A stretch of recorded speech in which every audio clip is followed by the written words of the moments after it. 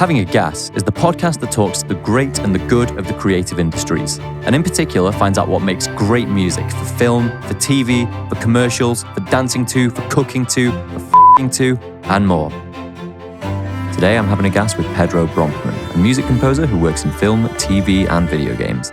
Pedro is perhaps most well known for scoring the Netflix series Narcos and has recently had success composing the score for the video game Far Cry 6. Thanks for coming on, Pedro. Oh, thank you. Thank you for having me. No problem. I'm in LA. Yeah, Pasadena, I'm originally. Yeah, exactly. I'm originally from Brazil. I grew up in Rio, but I've been in the U.S. for almost 24 years altogether. So more than half of my life I've been in the States. What was what's it like growing up in Rio? How's the culture there different to LA? It's very different, and also they were very different times. I think growing up in Brazil right now is different than when I grew up.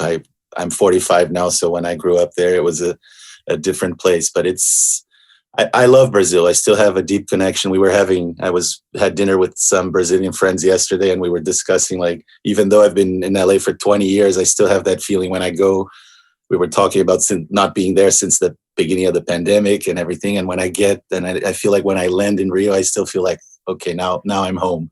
You know, even though my family's here, my kids are here, so my life is here. I have no objectives or plans of going back to Brazil ever, or at least in the next several years of my life. But it's still that feeling that you grew up here, you were raised here, and it's like where home is in a way. That's a feeling that never leaves you. It always feels like you're coming back. Yeah. Wow. Yeah, especially, yeah. And I think it's a common feeling with a lot of expats and people who leave, especially I think Latin American countries, because it's like such a different way of relating to people and to family. And it's like you're much more, I think here in the US, you grow up and it's already, when you're 18, you're leaving home, you're going to college, and then you build your life and your career wherever your life takes you. People are more practical about it. I think Latin Americans and South Americans are more, they tend to stay at home during college and stay at home until they get married, maybe with their families. It's a bit of a different relationship. Wow. I mean, maybe it's a big question, but why do you suppose that it's still as close knit over there? I think it's the culture. I think it's just the way it's ingrained. I mean, really, I don't know, but I feel like you're raised, even though I'm third generation Brazilian. I mean, my ancestors are all European and mostly Eastern European. It's like some Portuguese and then Russian, Polish, and they were all moved to Brazil in the early 1900s. But my grandparents were already born in Brazil. But it's just, I think, a different way. I don't know if it has to do with the culture and with religion. I mean, it's just a different way you're raised. And I think also this thing of like the mother being more, closer to the kids and not wanting to ever to go away, and the kids feeling an obligation to take care of their parents later on. I don't, to be honest, I haven't been thinking about that, but it's an interesting difference. Well, I know that that was the case for my grandparents' generation. You would have expected to stay back home, but then in the 20th century, Western countries like the UK and the US experienced a great degree of just huge economic growth, to the point where before that, it would be seen as absurd to leave home and attempt to live independently at the age of 18. Yeah. So maybe it's just that. Maybe it's just that we're a couple of generations behind, because since we were colonized by the Europeans much later, and our development started later, and we were maybe that's a good point. Maybe in a couple of generations, I feel like every generation we're getting more and more practical and more self-sufficient. Now with the pandemic, everyone is at home with Zoom and things, so maybe that distancing is natural, and it will just happen as we move forward. Yeah. So I suppose we'll sign up to, we'll spend 3 years reading about history and economics, and then Pedro and I will reconvene to explore the cultural differences between Brazil and the US. But we'll stay focused on you for now. And so what age were you when you moved to LA? I moved to LA, I was 25 years old. But before I went to school, when I was 18 years old, I moved to Boston to go to Berklee College of Music. Yeah. So I was there for almost 4 years, and then I moved back to Brazil for a couple of years, and then I moved here when I was 25. Berklee is a much beloved musical institution, and I saw that. Did you pick up your diploma from Chick Corea? I did. Exactly. He was the commencement speaker and the honoree for my ceremony, and I've always been a big fan of Chick's playing and all the. I mean, he's done so much in so many different styles. He was really a very, very talented, and from what I hear, a very good person. So, but yeah, he was the one who handed me my degree from Berklee. So it's like the kind of magic touch to send you off into the world to become a great composer. What was the experience of Berklee like? What were those 4 years like? They were very interesting and very, very educational. Obviously, I had no plans or any idea that I would eventually end up doing music for film and TV. I didn't go there to study film scoring. I was primarily interested in performance and composition. And then I ended up taking a lot of jazz arrangement, like big band arrangement classes like that at Berklee too. But I did study quite a bit of composition. But my focus at the time was really playing jazz and playing the electric guitar and the nylon string guitar, which were my two main instruments. And I thought I would be a touring musician and a session musician and maybe a music producer, but I had no plans or any ideas that someone could make a living writing music for film. You know, I had never thought about it. I've always been passionate about film and, well, primarily film, because at the time TV shows weren't as good as TV shows are right now, I believe. But I really hadn't planned that, and we can get into it, but there were a series of things that ended up bringing me into this, and I think I found the perfect spot. So not only you have to have the preparation and the education and to be a composer and to be a film composer, but also things have to line up, and you have to get lucky along the way, because it's a competitive and it can be a hard field to get into, especially nowadays that everyone knows it's a good career in the music business, and the music business has changed so much. It's so hard to be an artist and have your, just by yourself or have a record company behind you. And anyways, we can get into that too if you'd like. Yes, and it's an interesting observation though, and you've hit a couple of points that I've been wondering about for a few years. The first one is that you have something in common with another one of the prolific screen composers of the age, which is Ludwig Göransson. I don't know if that's how you pronounce his surname. He also started as a jazz guitarist with no intention of becoming a film composer. Is that coincidence, or is there something that happens to people? I mean, maybe it's associated with what you just said, which is you go to music school to try and be an instrumentalist. Yeah. And then people kind of figure out the live aspect of music isn't what it was, and looking for some security go into composition. Is it something like that? I think so. And I think also it goes a lot with your background. I grew up playing a lot of different instruments and with Brazilian music, and my dad listened to a lot of classical at home, and I really got into jazz in my teenage years. It's like any music that was, at that time, any music that was worth listening for me was like between 56 and 65, and it's Miles, Coltrane, Dexter. It was all the horn players, and I really became obsessed with jazz for like a good 10 years of my life. What was the first jazz record that really woke you up to jazz? What was the first experience?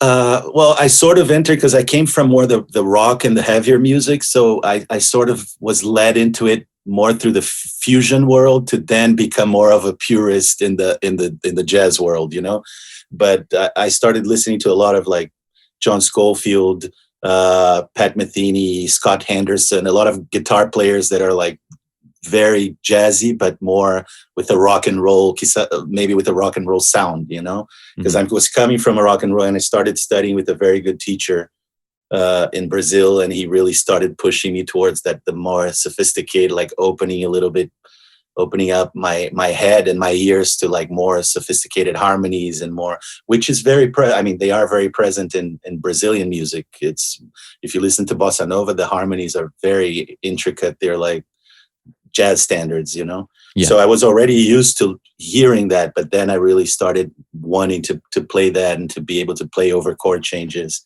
and things like that. So I think the background, and I think Ludwig is the same way, like the diverse background and you know, the interest in like other instruments and exploring in the studio is what ends up allowing us to have the tools that become very valuable when you're scoring different projects, because each project is a different thing. You need maybe a different set of tools, different type of music, and the more experience you have, the better it is. But I had no idea he was also a jazz guitarist and landed in this world. So you exited Berkeley still convinced, let's say, that the destination was to be a session player. And somewhere between that and getting your first brief as composer, what happened? When did you decide on the new direction? It was a gradual thing. I moved back to Brazil from Berkeley, and then I put together, I had a few different bands playing like Latin jazz and instrumental music. And I was playing like 6 nights a week in restaurants and bars, and had a few interesting gigs, did some touring. And I recorded my first album, which was like a jazz instrumental album with like some of the top players in Brazil. I started meeting a lot of these players that were like my idols, like the really good instrumentalists, and seeing sadly that somewhat what a struggle it was to be, even if you're like at the top of your, you know, your field in an instrument, especially in Brazil, how hard it was to make a living playing instrumental music, let alone, but even playing, touring with other musicians, with singers and things like that. And I started feeling like I was 22 years old and I was playing with some really good players who were like 55, 50 years old, 45 years old, and they all seemed to be jaded and a bit, you know, over that. They didn't really, I mean, they would play 4 hours a night to get very little money, and they all were a little burned out. And I'm like, I started questioning. Not only I realized that I wasn't that happy playing 6 nights a week and you know, to people who a lot of times weren't there to listen to us. They were there to eat their dinner, and we were more the background music. And then I started questioning some of that, and I started becoming more and more interested in the studio. And I thought I would like mostly produce records. I produced a couple of things. I started working with a small label in Brazil, and then I met my girlfriend at the time. I was 24, I think, and she wanted to come, who's my wife now, and she wanted to come to the US to study filmmaking. She was just finishing college in Argentina, and she spent some time in Brazil. We met in Brazil, and then she wanted to come to the US. She wanted to go to New York, and I'm like, I think it would be right for me to go back to the US, but I don't think I would go to New York. I lived for 4 years in Boston. The winters are terrible. How about we go to California? So it's how we ended up here 20 years. It's going to be 21 years in December. And so what's your wife's name? Sorry. Daniela. And so was Daniela looking for the kind of New York film scene? And of course, because LA is Hollywood as well, but was she looking for a very specific style of film culture? I think she had a dream to study at NY Film School, because she wanted to go to film school to do at least either a postgraduate, like a graduate program in film, or take some courses, or just try and work. But at the time we didn't have visa, so we needed to be associated with the school. So we both ended up enrolling. But yeah, I think she's much more into the indie, the more artsy films, you know, than the mainstream Hollywood films. But I mean, we've been here 20 years now, and I couldn't think of myself living in New York. I love California. It's a more laid back place. I love visiting New York, but it has an energy that just makes me antsy and makes me, I feel like I'm always stressed out in New York. If I was living there, it wouldn't be great for me. You know, I saw something recently that really finely articulated the difference between East Coast and West Coast culture, which is, you know, the NBC sitcom 30 Rock? Yeah. They did that, the live show, and they did one on the East Coast, a live episode, one on the East Coast and one on the West Coast. And On the East Coast one, every time they brought in a guest star like Matt Damon, John Hamm, the crowd goes berserk and everyone, applauds every time someone comes on. And the West Coast, it was super quiet. Yeah, everyone's so they see it. They see all of those guys on the streets. So they're too cool for superstars, I guess. Yeah, and but it's very different. Of course, there are things about LA after being here 20 years and the whole thing about the industry, and sometimes it can be tiring too. But I love California. I love especially Northern California. Someday maybe we'll go there. But Pasadena is a cool place. We moved here recently and we're really enjoying. Yeah. So it's been going well for 20. Well, not I don't know if it's been going well for 20 years, but we're 20 years in, and it's been going well recently. So where was the point at which you started to make that migration into getting briefs and actually getting the gig as a film composer, or what came first? Yeah, that was actually associated with your first question. I think I skipped that part. I stopped earlier.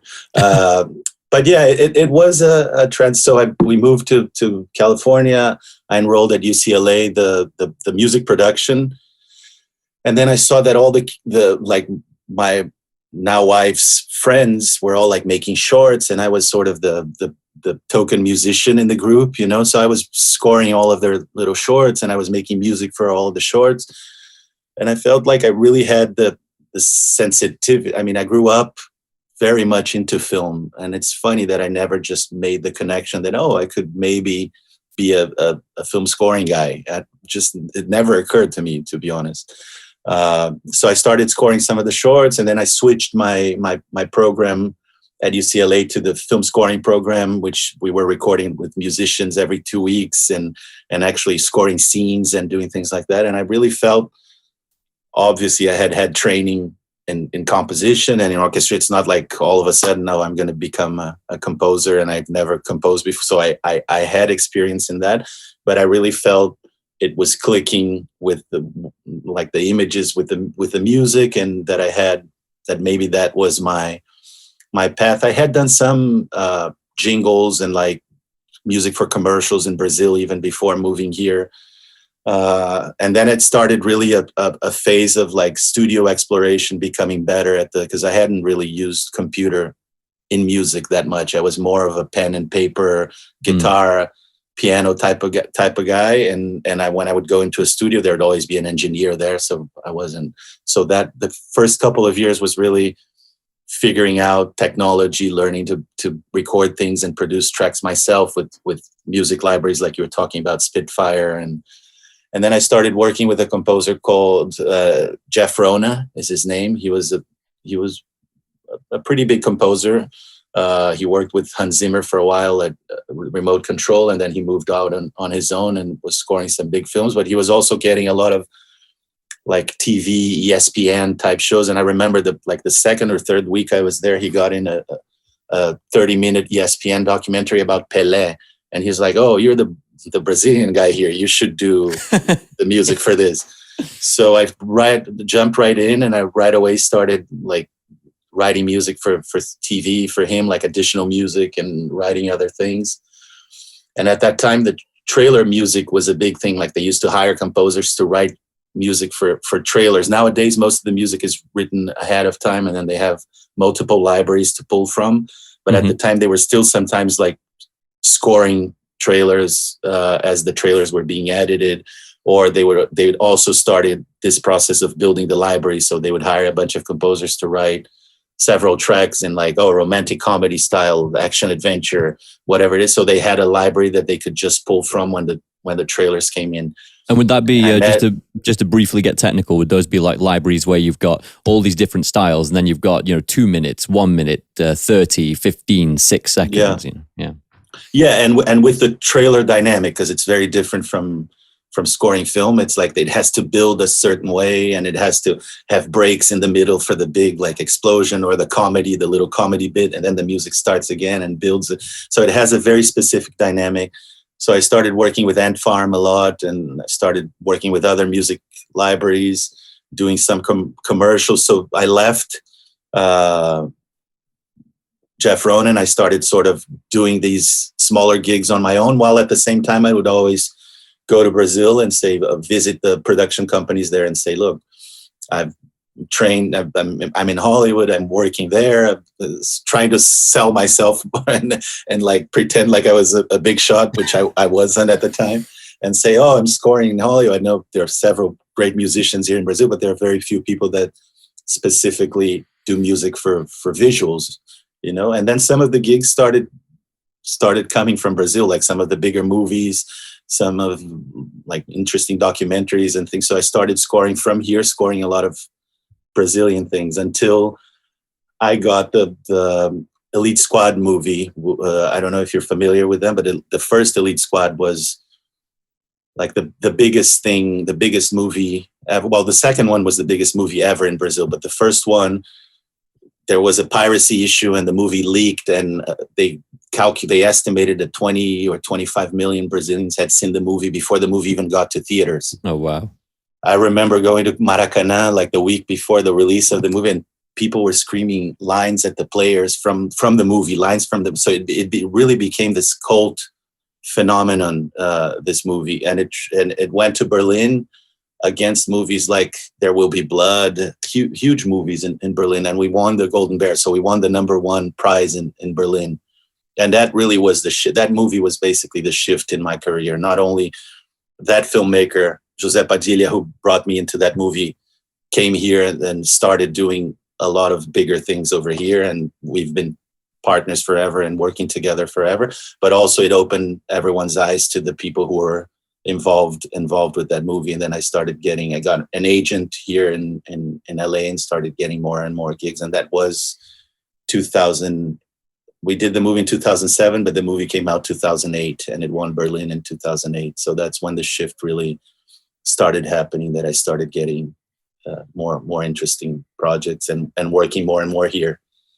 I was just doing a bit of mental arithmetic, which is why I was checking the ceiling there to think, okay, 45 now, so 35, 2011, so wind back. So, that must have been quite a blessing at such a young age, being in your early 30s and having a career take off as a composer, because many composers don't take off until they're, beyond 40. Yeah.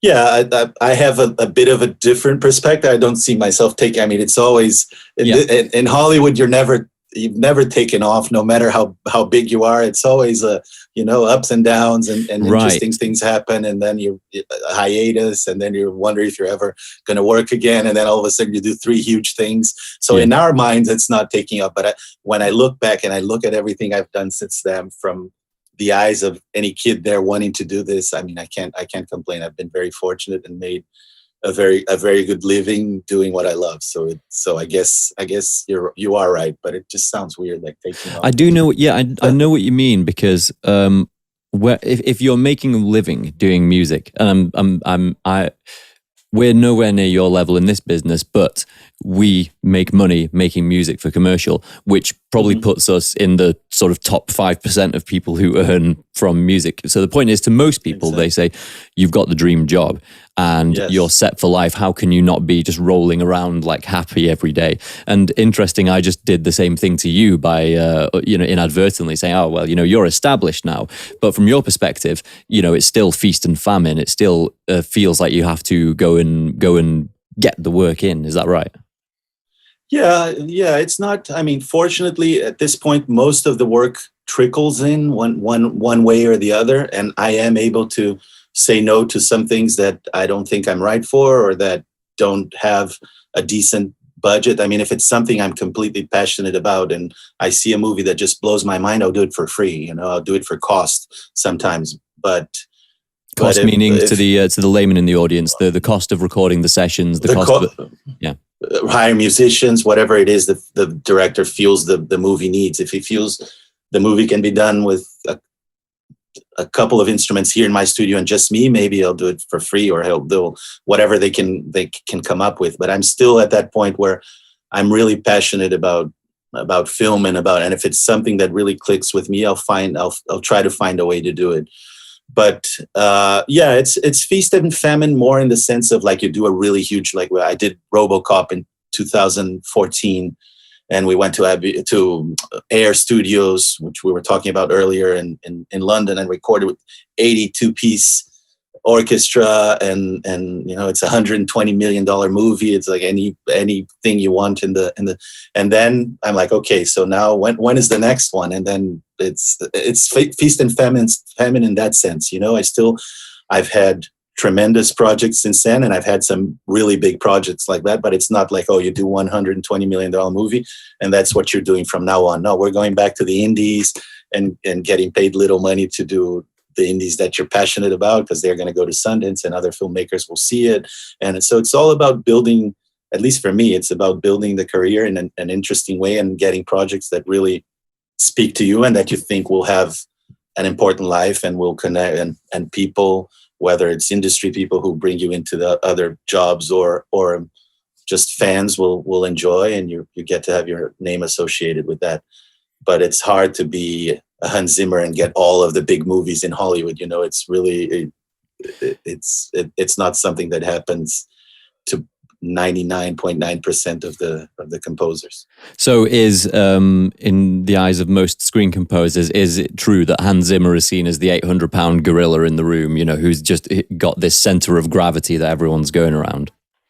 Yeah, for sure. He is. I mean, and don't get me wrong, he's a very talented man, a very smart man, and he's put in the work, and he came in at the shift in film scoring that just he was perfect for, and he's always delivered to any filmmaker. So whenever there's a problem with the score in Hollywood, whether it's the composer and the director not getting exactly not coming up with something that they are both happy with, or whether they test a movie and the audience doesn't love it, or has a comment about the music, and then that composer needs to go. Usually it's like, okay, we know Hans Zimmer delivers it. Yes, he has a bunch of composers working with him, and he can turn around the score in 2 weeks if necessary, because he just pull in all the forces and pull in everyone into whatever project it is and get it done. So he has built an empire where things get done, but through a lot of hard work. I mean, he's a dedicated man who's been around for a long time and is probably the hardest working composer in the industry to this day. Very German of him to be like that, just hyper efficient and very, very just solid. I mean, I've seen him live. He seems like a pleasant person, but when I watched his description on Mix with the Masters recently, and this is to your point of saying about the shift in scoring, which we're going to talk about in a second, he was saying that a computer is as much of a musical instrument that needs practice as a piano, a guitar, or whatever else. And that Hans Zimmer set himself up to be prepared for the big shift by getting very, very good at working with samples. That's what he attributes part of his success to. And so, let's talk about that. Let's talk about the transformation. What has changed? I think a lot has changed, from the amount of music you have in a film to, I think, what goes along with that is if you have to, like, studios nowadays tend to fill a movie up with music. They're a little afraid of leaving the conversational gaps, the awkward silences. It's like they feel like music helps everything at all times. So let's just put all the music, wallpaper, everything in, and then there won't be silences. The pacing will always be good and things like that. But what comes along with that is the more music you have in a film, the less melody you can have. Because if you always have a melody playing, you're distracting the audience, or you're distracting. So I think there was a shift to like less melodic elements, and also you have a lot more other elements, like it's more visually more impressive, graphics, a lot of sound effects and sound design. And all of that is sort of fighting for the audience's attention. So how much can you, before, if you listen to like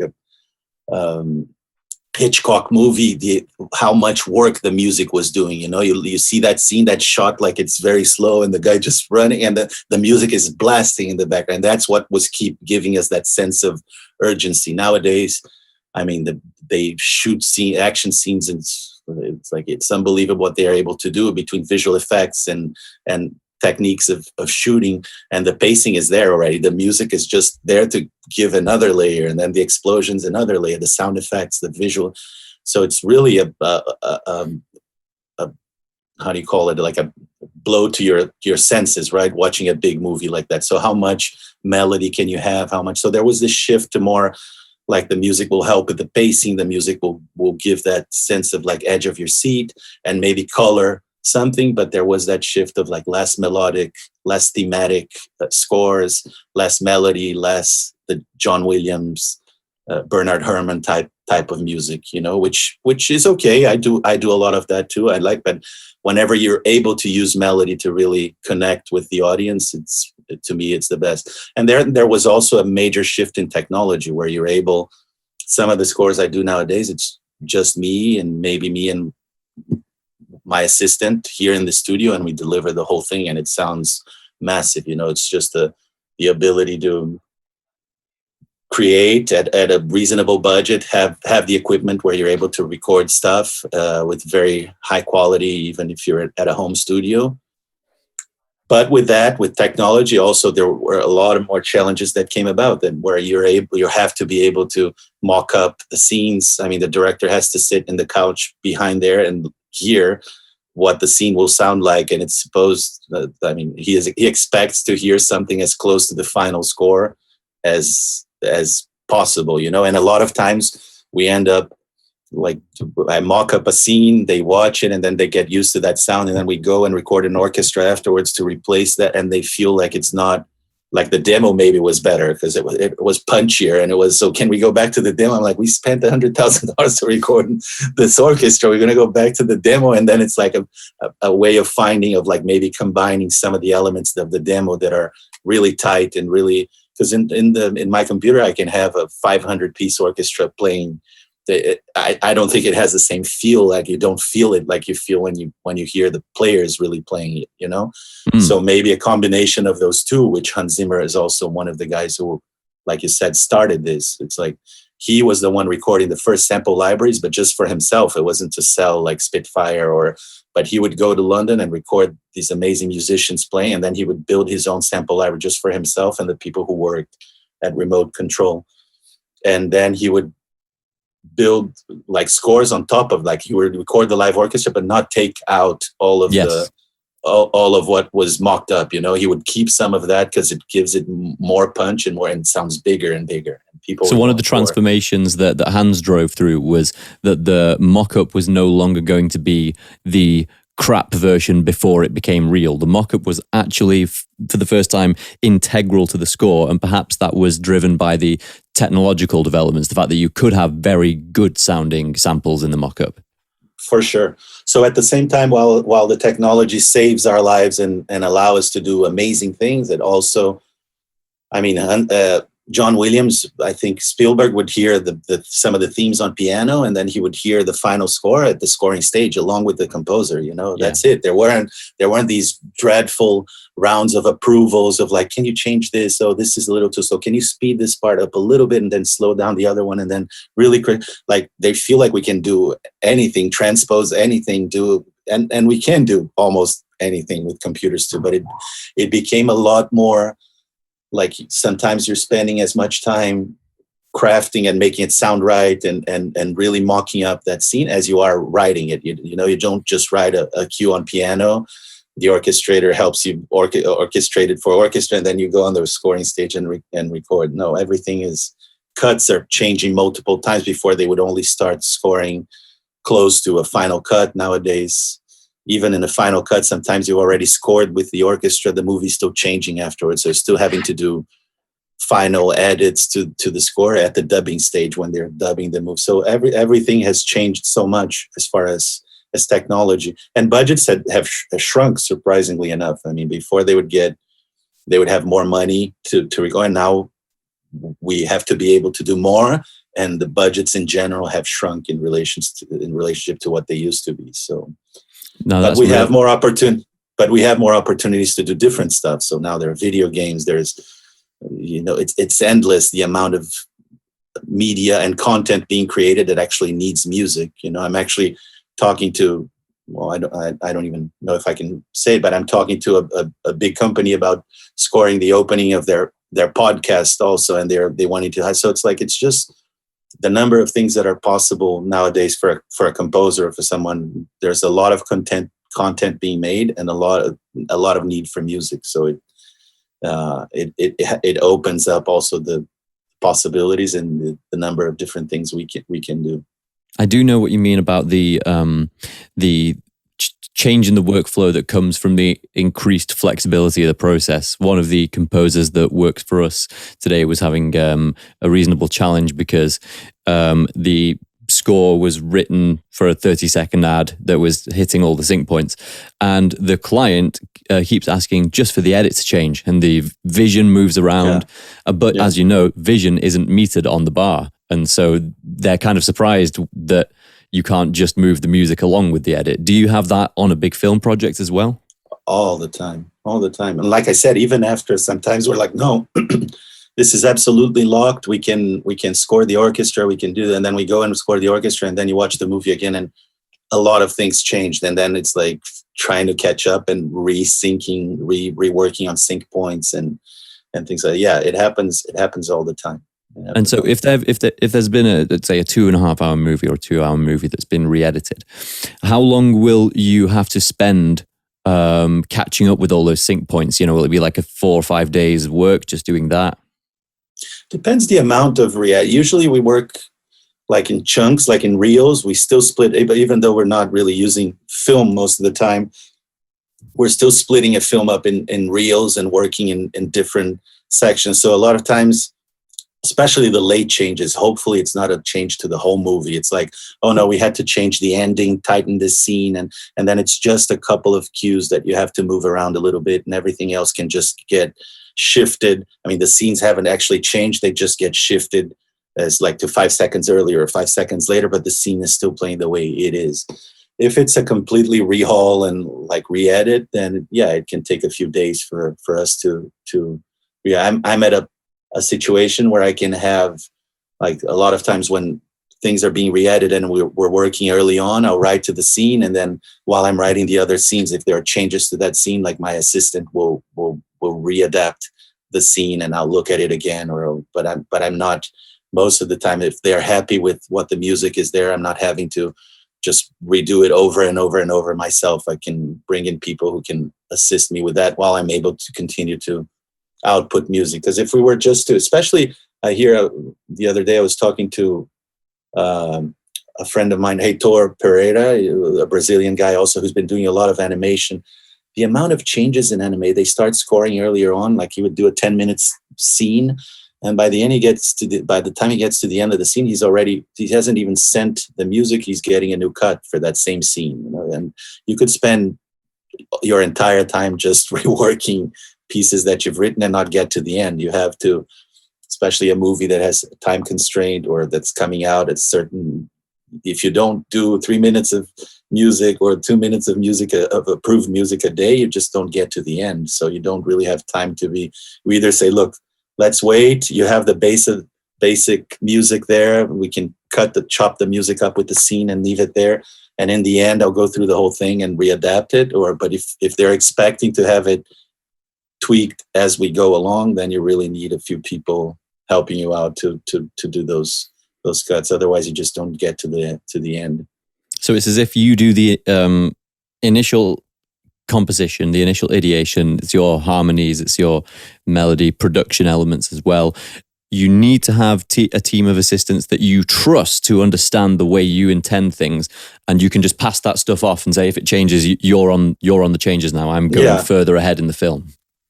Yeah. Usually we're always overseeing it too, right? It's like it's ours. So I'm watching the scene. I'm giving notes myself, like I'm getting notes from other people. So there's a lot, and a lot of times you have so much going on that there are also like people who will come and write additional music for you. It's like, well, I can't do all of this music that they need in this amount of time. Here are my main themes. This is the sound of the score. And then you bring in someone to write for a couple of specific scenes, or you already have the theme for those scenes. And it's like, can you just work this theme into that scene for me while I'm doing these 5 other scenes that I have to get to? So that's something that I think, I don't know if it started with Hans Zimmer, but that Hans Zimmer has been a master of. He can get 5 major motion pictures at the same time with a very tight schedule, and he can get it all done because he created this empire really of people there. And doing their own films and doing their own projects and all being major composers, but that they can also all come together when it's needed to crank something out or to work on 10 different versions for one scene that they're having problems with. And then the director can watch 10 different options and just say, this one, I like this one. Wow. Would you say that's like a sort of a well-kept secret about Hans Zimmer, which is that it says, music composed by Hans Zimmer, but there is a team working on it? Yeah. I don't think it's a secret. I think maybe he doesn't talk about it everywhere, but I think he's honest about it. And there's also like additional music. Usually most of the movies, if you watch the end of all the credits, there will be like additional music and the names of the composers, and it's not just Hans Zimmer. Everyone does it. Every busy composer nowadays, I'd say, most likely has an additional music guy or a couple of additional music people who are helping out, and sometimes even writing music from scratch for them. So I suppose, let's perhaps dispel the myth for young composers who might be watching this with the aspiration of getting into the industry, that it is not the industry that it was in the late 20th century, where, as you'd say, you'd get a locked edit and you would, write your score and then, play bits of demo and then go to record it. It's an entirely different ball game. It is. And it takes a lot more or preparation, or at least understanding. We're wearing, as you can tell from our conversation, multiple hats. I have to be able to record and mix and do a mock-up myself besides writing the music. Yes. And then I have to be able to oversee sort of a small business that has other employees that are also working towards the same thing, and oversee them while I'm also talking to the producers and discussing scheduling and discussing where we're going to record, with who we're going to, how many musicians do we need. So it really, it takes a lot of hats. I'd say most of the successful composers in Hollywood are not necessarily the best composers in the world, but they are the composers who can get it done. They're the most efficient. Obviously, who are talented, who have a broad spectrum, are able to work in several different genres, are quick, can deliver, are on top of the money, don't sit around waiting for inspiration. It's a very different industry than music for music. You're really, especially when you're working with a big company, they expect you to be professional, on time, deliver what's expected, and be cool with notes, with redoing things multiple times, that's really something else that this mock-up has brought. This is just, like you write them, spend all day, you write this beautiful piece of music that you think is perfect for it. Yes. And then the director listens for it in 30 seconds. It's like, I like it, but can we try something else? And you're like, yes. The answer is always yes. Of course, as you build a relationship, and if it's a director you've always worked with, or if it's someone, hopefully they're hiring you for your creative input, and you can push back a little bit, or you can say, let's let it sit there for a couple of days, see what you think. It's different from the temp. You got used to the temp, so maybe this will start working for you. But ultimately, it's their vision, or whoever if it's the showrunner in a TV show, if it's the director in a movie, if it's the game developer, whoever it is, you're working with someone else, for someone else, and for a greater good than just your music, So it doesn't matter if it's not the most beautiful music I can make, or if there's not even a hummable melody in it. It is what serves the movie, and what the director's vision, or whoever's vision combined with yours, hopefully, will be for that thing. And that's what you're working towards. So that's a very different dynamic for like kids who think, I'm going to become a film composer and write my music and record with orchestras. And it's not exactly like that. You're doing and redoing things multiple times, and annoyed sometimes with directors who think they know about music. And it's like, no, can we put a trombone there instead of this? Or can we? So it's like, you're also a psychologist. You're like the last guy involved in the film who can help the director make that film perfect, fix the scenes that they are not happy with, or do. So there's a lot of expectation put on your shoulders that you can help, and you have to be able to say, yes, we'll get there. You didn't like this one, no problem. We'll do it again. It'll be much better. So it's a skill set. It's a combination of things that allows you, I think, to succeed in this industry and to keep working. And it's not necessarily I don't consider myself even close to the best composer, or especially orchestral composer. I'm not really a John Williams type of guy who writes pen and paper for orchestra, but it's about finding your voice, finding your style, hopefully having a signature that people start noticing and go to you for, and then you're able to deliver all of this other things that are expected without being said. They are expected of a film composer, I guess. Video game, TV. Absolutely. One theme that's been running through this is the idea of the reality of the job versus the expectation of the job. And one thing that sounds consistent is the process handling of the director or the client. It sounds very, very similar to the way we do things. We're on a much smaller scale, as we said. But one thing I'd be interested to know is we're always at our level fantasizing that, well, once you're in film, it's this land of plenty and it's much more straightforward. And we won't have, crucially, and this is the thing that that has bothered me most throughout the last 5 years, is the job's never in until it's done. And and you're paid. There's always a sense that you could be switched out at the last minute and say, well, sorry, we're just going to go another way. Is that still the case when you're working on a movie? Oh yeah, especially in the big movies. If you're not Hans Zimmer, of course, like we were talking about, especially in the big movies, yeah, you feel like your job. Well, during RoboCop, we had several. I mean, I was brought in by that director. Was a Brazilian director who directed the Elite Squad movies that I talked about early on. So then he made a move. He's also living in the US, and he gets hired to do this huge movie for MGM. And he's like, oh, I want to bring my guy. And they're like, who's your guy? And we've got our guy. 2013. It's like, oh, and not only that, he wanted to, like, he has 12 weeks to do the director's cut.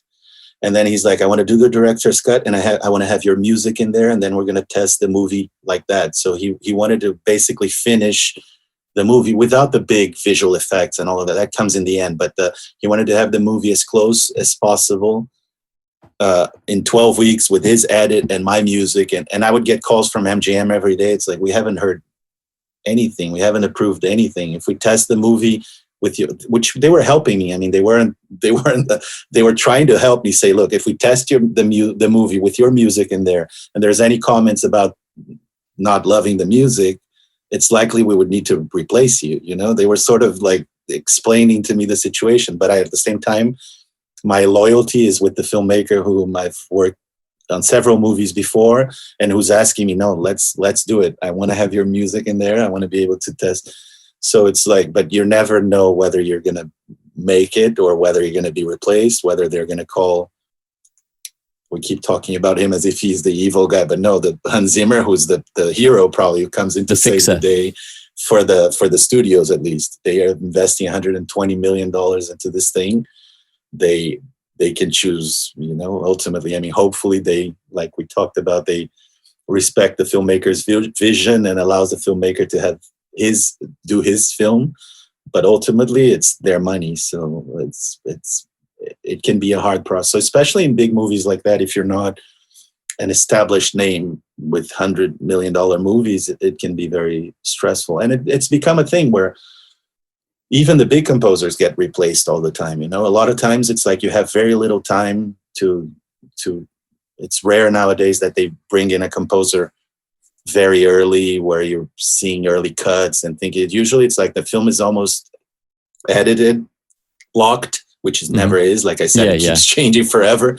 But in their minds, the film is always locked. Okay, let's bring in a composer to do this whole thing in 2 months. Yes. And then it's like 2 weeks go by and he's delivered a few themes and the director is not crazy about it, or the studio is not crazy about, okay, next, bring in someone else. Yeah. Okay, next, bring it. Even the big guys, I mean, they get replaced all the time. This industry is very cutthroat and very tough in that sense, that it's hard for them to communicate musically exactly what they want. And you have to come up, I mean, you come out of the blue, you've never heard of the project, you're watching the movie, you have to crank something out right away. If you don't hit it a home run right off the bat, a lot of times it's like they don't have time. They're like, let's just see what someone else would do and bring in someone else. So it can be tough in that sense. So no, there's never job security in any aspect of it. I feel when you have more time, when it's more thought out, when they know they go for you because they like what you do, and then they bring you in earlier, and it's never a bad experience. The thing is, it's become an industry where no, we do this here, and then the music in the end, and it has to take place this way. And a lot of times they end up having problems finding the right person or getting the right voice out of the right person. Sometimes it takes a while for them to find the right theme, or we have to rewrite things a few times to get there. Now, I'm guessing as well, another problem is when you're brought late onto a project and they're saying, can you just get this done? Most composers don't have the luxury that Chris Nolan purports to offer, which is Chris Nolan says he doesn't use temp music. I'm guessing when you're brought on late, the whole thing is just saturated with temp, and they're saying just do these things. Yeah.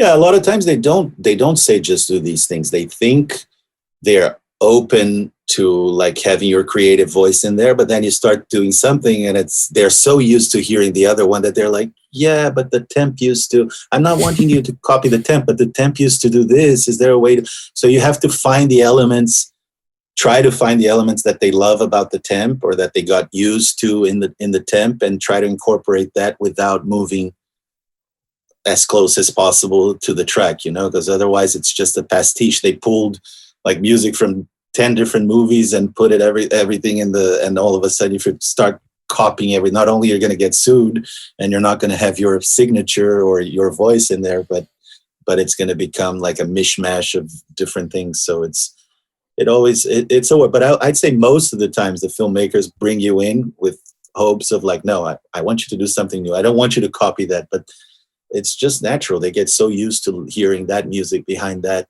scene that sometimes it's tough to introduce something new that's why I always say keep it in there, listen to it for a couple of days. If I have that relationship to tell the director, leave it in the cut, just watch with it for a couple of days, see if it grows on you. If it doesn't, we'll do something new, but I think it's the right thing for this scene. Usually if it's like a good director, a guy who's been working in this industry for a while, and he's telling you no, and you don't have a previous relationship with him, you don't just push it. You do a few versions until he's happy. But if you have a working relationship and you're able to say, I think it's the right one, can we keep it in there just so you, and a lot of times it grows on them. A lot of times you still have to redo it. But at least it gets that temp out of the way, and then they maybe can start thinking about other things. So when you introduce a third piece, they will be more open to it than just being glued to the original temp, the process of trying to help them get unstuck from the temp is really interesting and sounds quite familiar. Recently I produced a record for an artist, and of course you're working with these demo mixes the whole time, very rough, and I'm no mix engineer, so you kind of got an idea of it. And I send it to my guy in the Czech Republic. He's a great pop mixer. Comes back, and the first experience is always, ooh, I don't know, it sounds different. Even though the other one was bad, I'm used to it. And so it sounds like you do a similar thing, which is we say 3 listens. First one is a palate cleanser. Second one, you start to notice stuff, and then the third one, you're actually listening to it. Yeah. Even, I mean, we're all like, I think it's a human thing, right? Like I said, a lot of times we record the orchestra and then afterwards they're like, oh, it sounds different. I like the demo better. And it's like, no, it's just getting used to change. I think humans have a hard time getting used to change or to something new. And my wife always says when she buys a new piece of furniture or something new and I get in the house, like, oh, I don't like it. She's like, you just don't like change. Wait, you'll like it in a couple of days. And it's true. I guess it's our nature. And then as we get used to it, or as we learn that that's the way we are, we also start trying to act differently. But I do that all the time. I usually I'll write, let's say 2 pieces of music in 2 scenes in one day. And then I just go away from it. And then the next day I come in the morning. First thing I do is take a listen and see if I still had the same feelings I had about it the previous day. And a lot of times it's like, oh no, I need to change this, and this, or, oh no, this is wrong altogether. Or yeah, great, this is perfect. But it's like, it's always important to try to take some time, especially when you're producing a lot and doing a lot of music in a short amount of time, to like listen again before you send out and say, yeah, I think this is right. Well, yeah, because presumably you'll be working such long days that by the end your ears are quite fatigued and you're not noticing some things that you would notice the morning after. Yeah, definitely. Yeah, I'm not proud of it, but nowadays, like, people are always like, oh, so what new albums are you listening to? What cool?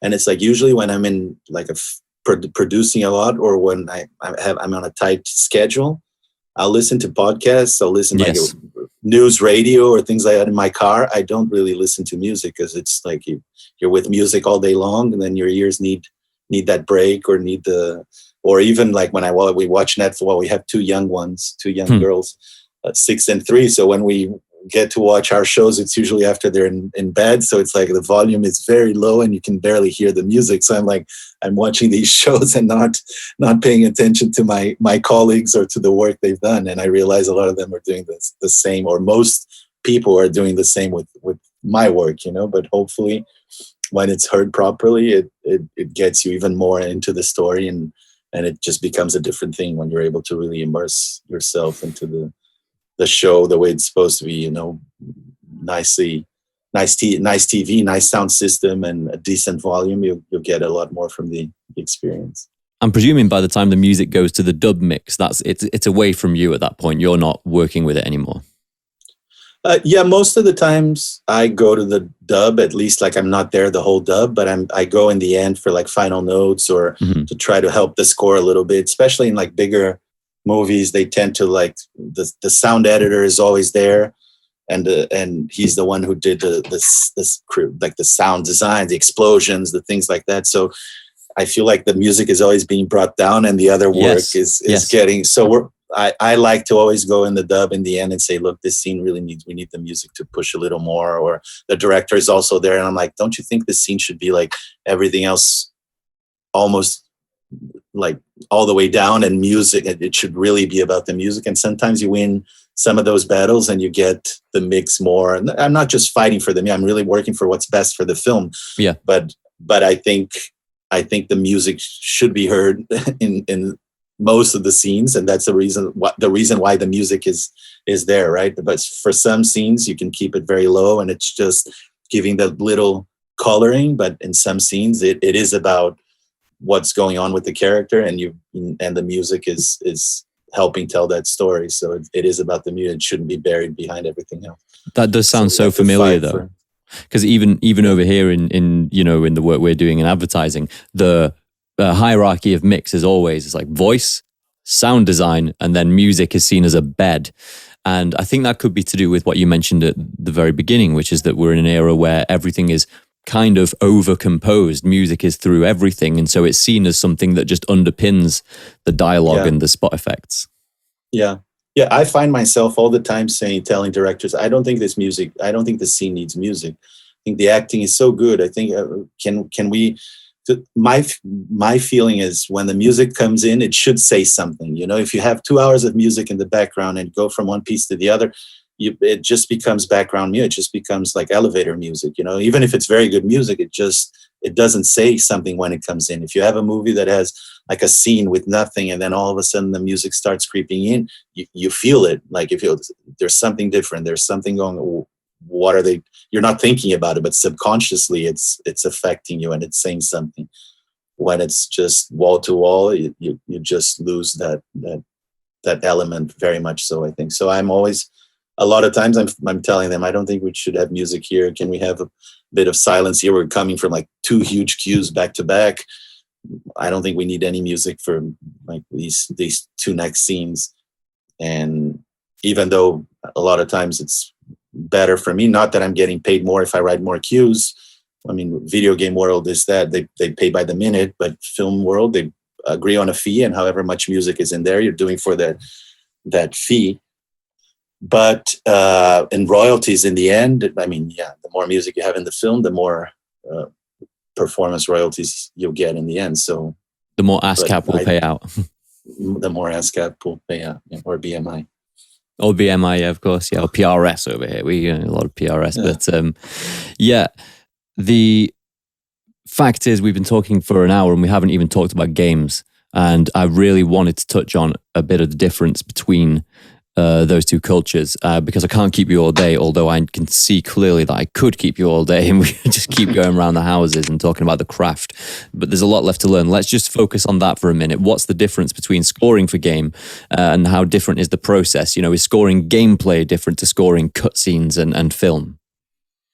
Yeah, that's exactly, that's one point I always illustrate. Like the movies, most games nowadays, big games, they have like a movie within the game, right? They have all this, they're very rich in story. They're really investing in story, I think most video game companies. So there's this whole set of characters and backstories and things that are going on that you're told as you go through the game. So you have missions, and then in between the missions, you have the cutscenes, the cinematics. And that part is very much like scoring a movie. You know, you get the scene, and in most cases, video game companies are good about that. They say this is locked, and it is locked. I've had to change almost non-existent the amount of times that they made changes after they told me it's locked, different from the movie studio. But so that aspect is very much like scoring a movie, but that's usually the last part of the game when you've already been working with the game for a while. But the missions and the open world, in case of Far Cry, there's a lot of open world where you can decide not to go do missions, but just walk around in this amazing world that's created by the designers, and like steal a tank and ride around Yara, or fight an alligator, or play with it's endless, the possibilities in the open world. And those are very different from scoring a movie, especially the missions. Everything has to be able, you usually, a mission will be divided in 3 stages or 4 stages. And then you have like the stealth element in the beginning, then especially I'm talking about like first person shooter type games, right? The fighting games. So you have the stealth element, then you have like light combat or like stress, that they call, then you have combat, and then you have to have different intensities of combat as more enemies get into. And all of these loops, the guy can just leave the player there and make a phone call and the game is going. So the music has to be, once the music starts, it doesn't stop in a mission usually, unless you walk away from the mission. So that music has to be able to loop.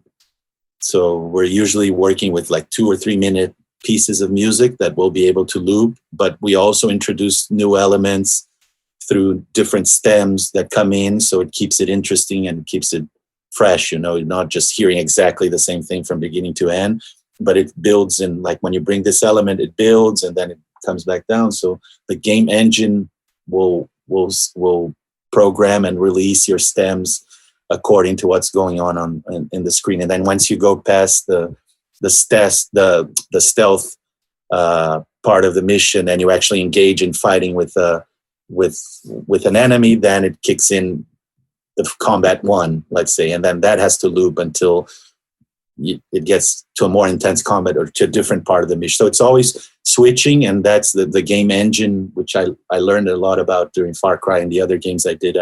I wasn't brought in as much and had no idea how this even worked, but the game engine will release your stems according to what's going on in the game.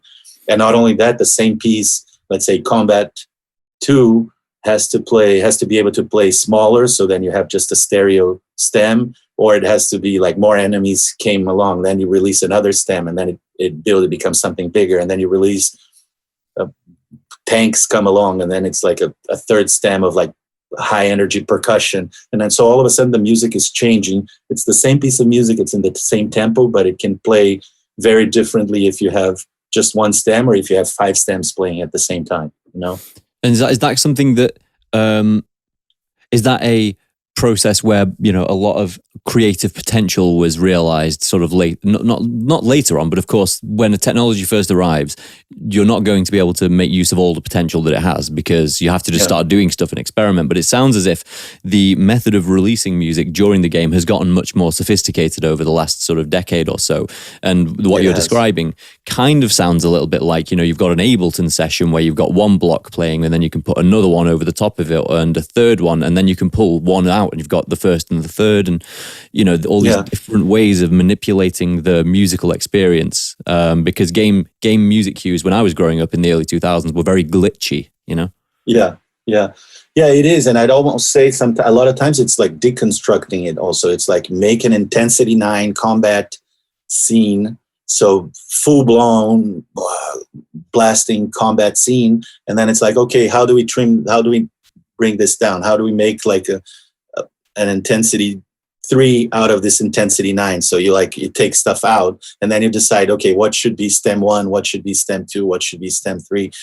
So sometimes it is like, start small and add to the top, and sometimes you do it as big as you can and actually find ways to trim it down and to bring it down. But if you're in a combat 3 in a mission, it's probably gone through combat 1 and combat 2 already. So when you're combat 3, it's not going to like become very quiet. It can have a few extra layers to go even more over the top, But at the same time, at that point, there's like explosions and gunshots and things. So it's again the thing about, I don't know how I haven't been involved with mixing at all or seen what goes on and like mixing these games, but it's like it's an overwhelming for me to think about even the amount of elements that are going on and that are being mixed in real time, and the game engine is doing all the balancing and doing all the. It's amazing to think what goes on behind the scenes of like a video game after everything's delivered, the amount of tracks that there are in there, and it's not like mixed over a month and then you always hear it that way like it is in a movie. It's mixed every time you play.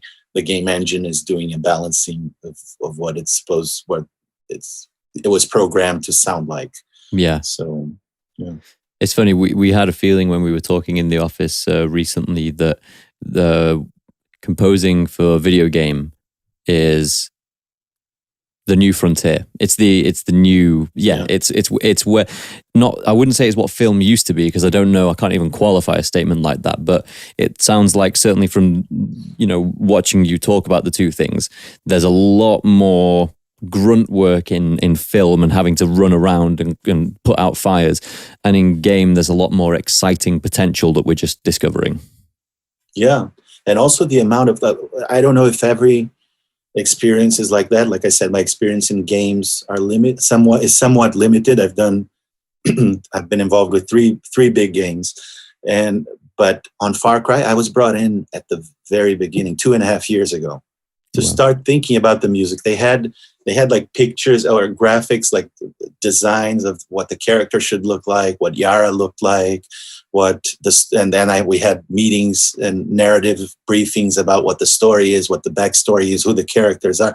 But they were at the infancy, they were starting out, and then they're like, okay, maybe we should do a few themes for Anton, who's the president of Yara, this island that this thing takes place. It's like a Caribbean island going through a revolution, and I'm writing these themes based on a photograph of him, or maybe some small, like short footage that they have, like the game designers put together about this guy.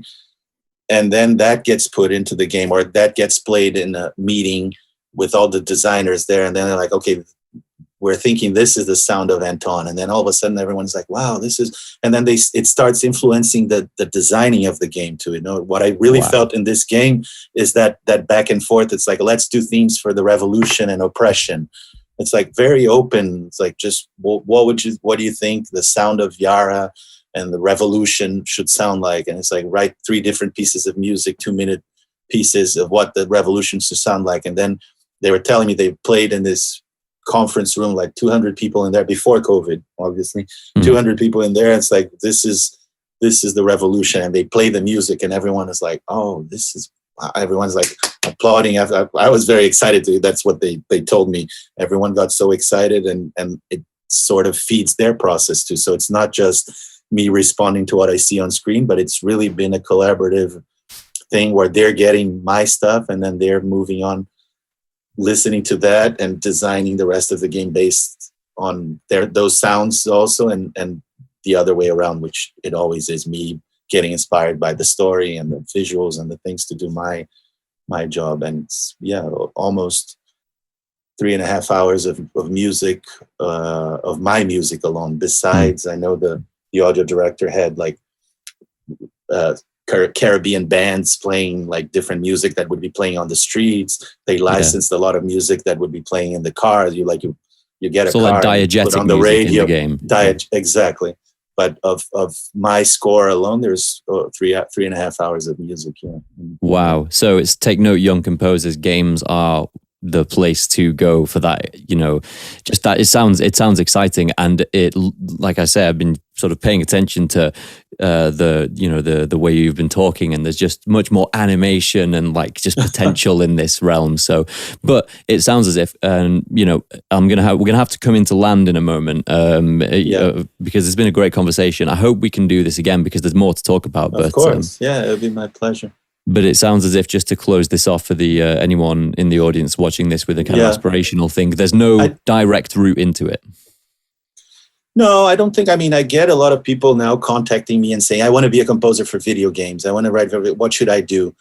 And I think what I always tell young composers is the reason I'm here is because I didn't limit my possibilities starting out. If you say I want to compose for games and that's the only thing, you're really limiting your possibilities of like getting good training and like, working on shorts with young filmmakers and doing things like you learn to do music for video. You can go to school and you can get the tricks and techniques. And of course you need to know composition somewhat. That's something else. People think now they have all these loops and all these libraries and it's like, oh, I can be a film composer.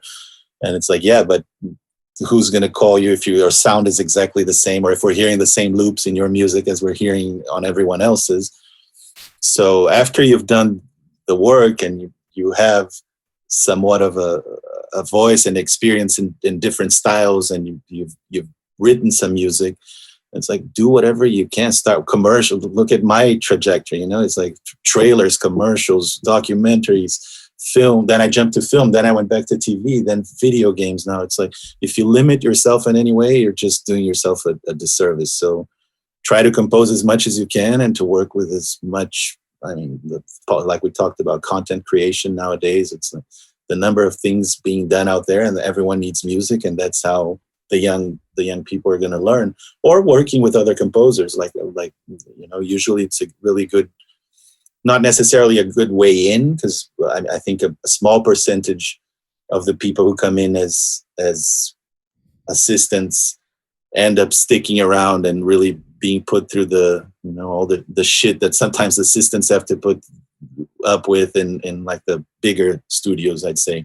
Not with me. I mean, in me, it's just me, and whoever's working with me will get a lot more information, I guess. But a lot of times, I mean, a lot of the big composers nowadays started with Hans Zimmer as his assistant, and are now writing some of the biggest films in Hollywood. And just going back to the previous question about whether film is the place to be or video game is the place to be, I think films are going through a tough time right now. I mean, there are a lot of movies being made, of course, but very few movies are big enough or have a big budget. And those that have a big budget are usually going to the big composers here. So it's very hard to break into film, and it is a stressful you're dealing with a lot of money, people investing, which is with video games too. But video game companies are like younger; they have a different way of working, and so it's hard to get into film, and it can be stressful. But to me, it's still my passion. I got into it because I loved film, and writing for a film that you really believe in. There's nothing like it, and to know that it's going to be out there like that forever. But video games are fascinating. I mean, it's if you get to do a AAA game, it's really well paid. There's a difference in the back end because you don't have performance royalties like you do in TV and theatrical and like movies that get released, which is a big part of a composer's income. We can get into that. I know you wanted to land. I'm opening another can of worms here, but royalties are a big part. I think after you've established yourself somewhat, I'd say more than 50% of your income will be from royalties, from performance royalties. If you keep all your writer shares, we all should always fight for that and keep our writer share. Because we know full well that there's always people swooping in to try and get hold of some of the royalties. There's been, I mean, it's normal that a big company that's investing in the film will keep the publisher share, right? They own the masters and they keep the publishing, which is fair and reasonable, I think. But there's been a trend of like some streaming companies trying to take the writer share also and saying, okay, I'll pay you more up front, but I'll keep the writer share because I don't want to do the accounting. I don't want to figure out and pay through ASCAP and do this. But it is the bulk of your income after several years working and a lot of stuff done. It ends up being the bulk of your income going forward. So I think it's important. Of course, if it's a deal breaker and it's an important credit for you, you just do it. But ultimately, you should always fight to try and keep your writer share because, like I said, royalties are a major source of income for us. Well, if you're and video games, sorry, and video games. So video games don't have that yet. I think it's being figured out because like someone can play on Twitch for 9 hours and there's like 50,000 people watching him play on Twitch. And so that music is being publicly performed. So there is a discussion now about royalties going forward, YouTube, Twitch, all of these platforms. But it's at its infancy and it's still being figured out as we do. But the dream, royalty-wise, for any composer is to maybe be Danny Elfman and do the Simpsons theme tune, because that's probably just set someone for life, right? Yeah, probably, yeah. I'd say so, yeah. It's on every day, multiple times, probably, right? They're still making new episodes, but they have how many seasons that they... Yeah, and it's played worldwide. Yeah. So anyway, but yes, we'll pick up on that next time, and I'm committing to that. There's going to be a next time because this has been very just easy and a great conversation, and we've hopefully. I've learned a lot. I hope that a lot of people are going to tune into this. Our YouTube channel just started picking up attention. We had, the first video to hit like 65,000 views the other day. So hopefully we're going to make some good content out of this. But thank you for giving me this time. Thank you for giving me this knowledge. And best of luck, I suppose, with the upcoming release of Far Cry 6. It's not far away, is it? No, it's October 7th. I'm actually going to Toronto on the 5th. They're recording a documentary about the making of the movie, and they invited me to come and play some of the themes and talk about the making of the music. And I don't know how much of a party, but they'll have a little get together for the release, and it's exciting to see. I saw them all before COVID, and then it's all been remote, and now we're getting together. So I'm going on the 5th to Toronto for 3 days, and the game's coming out on October 7th. Yeah, it's going to be good. So best of luck with all of that. Pedro Bromfman, I hope you have a great day and look forward to the next one. Thank you so much. My pleasure. Yeah, anytime. Take care. Bye-bye. Thanks.